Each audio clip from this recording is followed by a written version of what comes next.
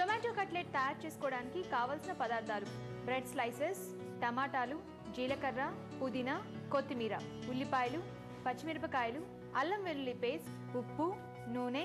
Garnish కోసం ఉల్లిపాయ ముక్కలు, కొత్తిమీర, టమాటా.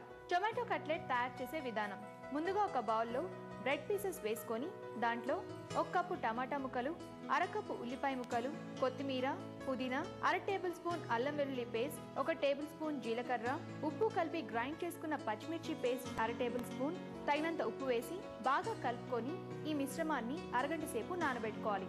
ఇప్పుడు స్టవ్ వెలిగించి పాన్ పెట్టుకొని కలిపి ఉంచుకున్న మిశ్రమాన్ని ఓలిగ రవ్వలో అద్ది వేడెక్కిన పాన్ మీద వేసుకొని ఆయిల్ పోస్తూ 2 వైపులా ఎర్రగా వచ్చేంత వరకు కాల్చుకొని ఒక ప్లేట్లోకి తీసుకోవాలి. చివరగా రెడీ అయిన టొమాటో కట్లెట్ ని ఉల్లిపాయ ముక్కలు, కొత్తిమీర, టమాటాతో గార్నిష్ చేసుకోవాలి. అంతే, ఎంతో టేస్టీగా ఉండే టొమాటో కట్లెట్ రెడీ.